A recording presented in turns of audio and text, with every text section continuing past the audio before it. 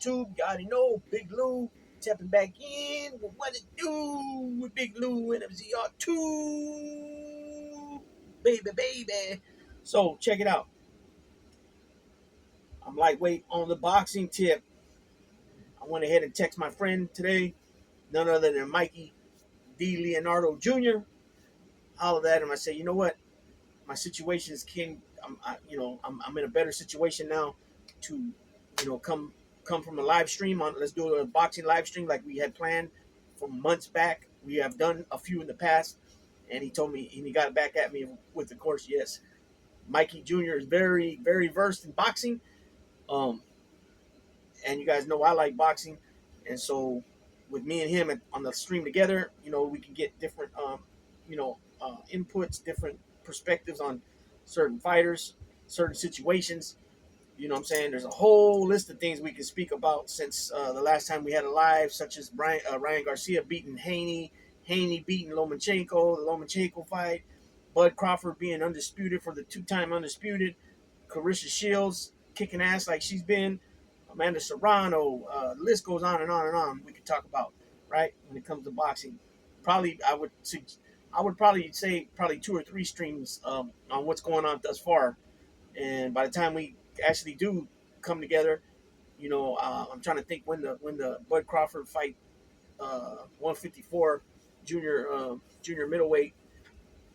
He's facing dude for the WBA belt, and then the WBO belt is vacant. So his first fight at 154, some people call super welterweight, some call it junior middleweight. His very first fight at 154, he could become a unified champion and add another division to his already impressive resume.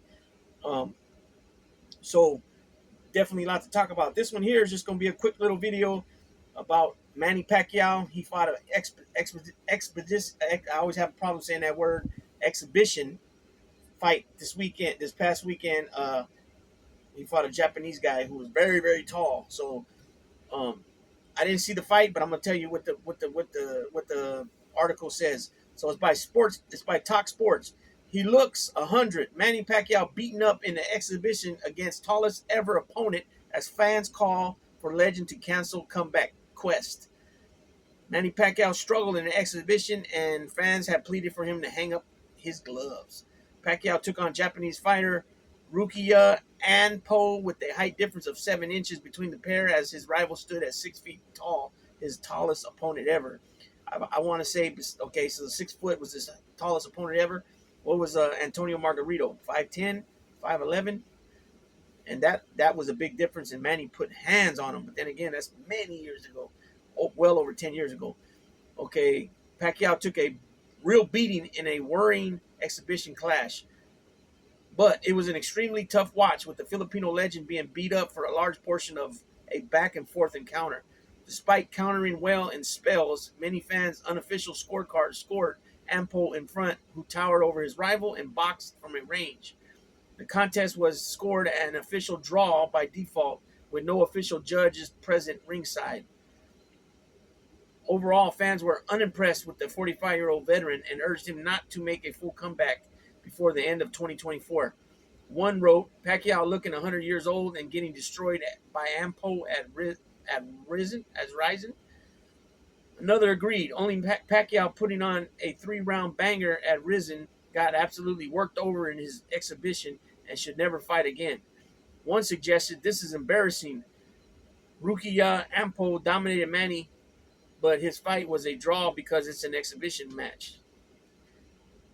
A user continued, Pacquiao is getting knocked about. This kid has got a straight jab like an arrow, and it lands every time. Fans' final take, Pacquiao seems like he lost his speed, and Ampo was fast and brave. The opening round saw Pacquiao take a bit of a beating as he looked to counter, but was struggling to close the distance. I'm looking at them standing side by side, and it don't look like no 7-inch difference. It looks like Pacquiao's, what is Pacquiao, 5'4", 5'3", I guess. It looks like the guy's maybe 5'9", 5'10". Ampo was landing some big shots, and Pacquiao found it tough to find a target as marking appeared above his eye. He tried to unload some combinations in the second, but with no scorecards. he appeared to be behind. Ampo unloaded in an all-action third round as Pacquiao appeared to be on the back foot in a stunning turn of events against the kickboxing champion. Pacquiao was hit with some big shots in an even final round, but he responded with a huge uppercut which turned the tide for the final minute. The former multi-weight world champion was set to make a full comeback before the end of 2025. As he looks, that might be a mistake. I think that should have said by the end of 2024, because you're talking about the end of 2025. That's a whole 18 months from now, 16 months from now. As he looks to make history in the professional ranks, the Filipino legend is in talks to challenge for WBC welterweight title against current champion Mario Barrios. He could become the sport's oldest current world champion, overtaking Carlos Adames, who holds a middleweight title at 40. But fans are now unsure that it can take. But fans are now unsure that it can take place at all, with health concerns for the legend. Any return will need to be before the end of the year, with the icon hoping to continue his presidential campaign in the Philippines. So there it is. There, people's. It's only a 3-round fight. Okay, so now I'm looking at another one. This angle is them looking at each other at the weigh-in.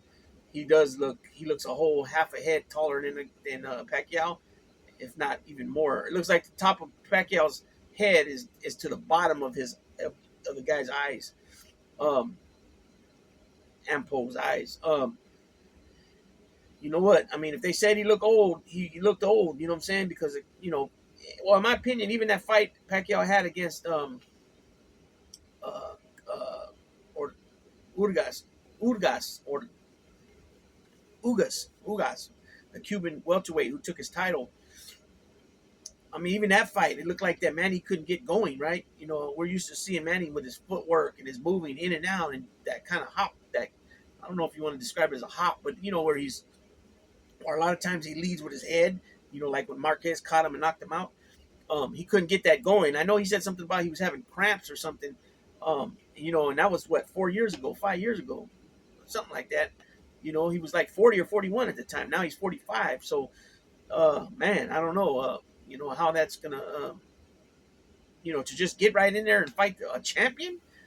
Ooh, that's real ballsy and it's not very smart in my opinion, because Barrios ain't no joke. Barrios is the banger, right?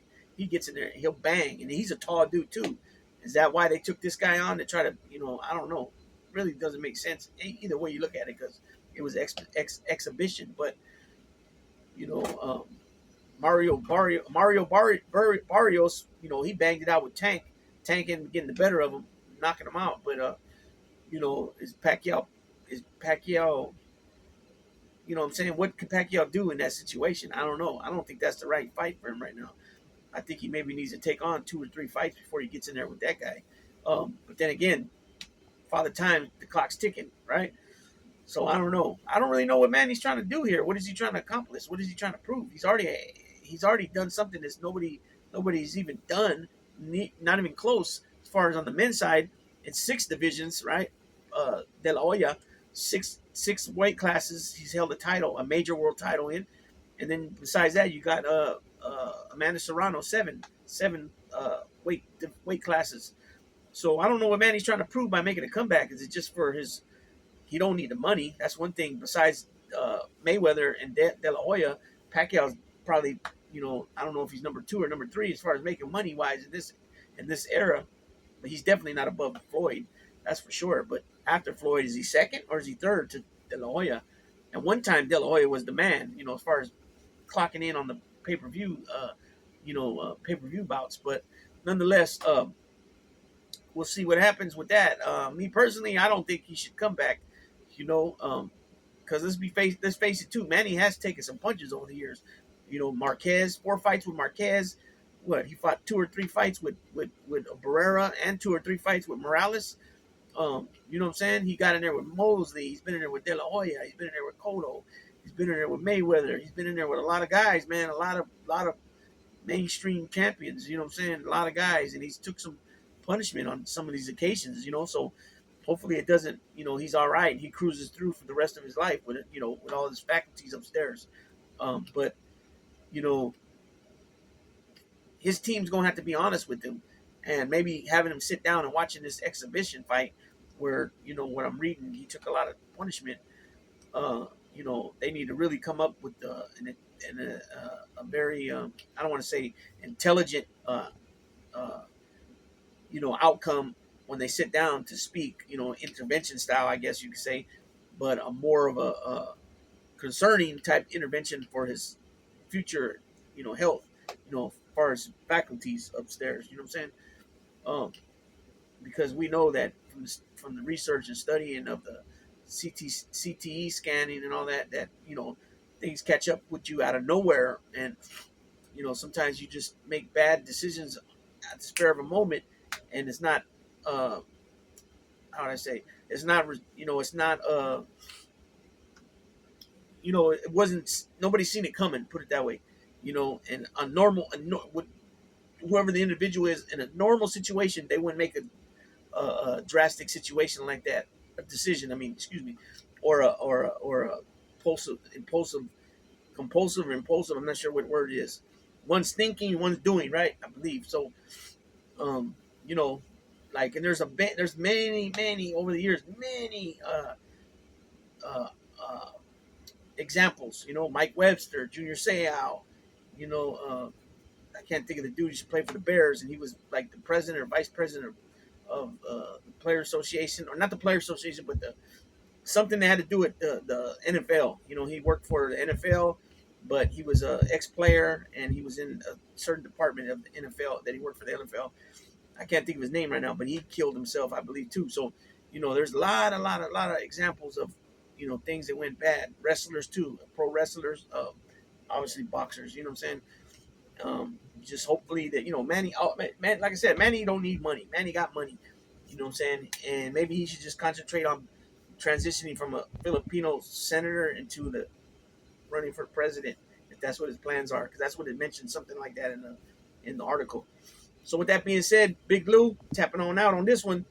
See what Manny Pac-Man Pacquiao decides to do if he ends up deciding to come back and make another run at a title in pro boxing at 45 years old. Does he wants to join that list, that legendary list of George Foreman, Bernard Hopkins, you know what I'm saying, Sugar Ray Robinson. I'm not sure how old Sugar Ray Robinson was the last time he had a title, but I know that he's, I got him down as the GOAT of pro boxing. I got him definitely down as the best middleweight champion of all time. But he went on, like, I think what his first run was like 50, 60 fights, and then his second run was like double that, I think. You know what I'm saying? Mike Tyson shoots a lot of knowledge about Sugar Ray Robinson on different different podcasts he's been on. So with that being said, for the second time, Big Lou tapping on out. Bye.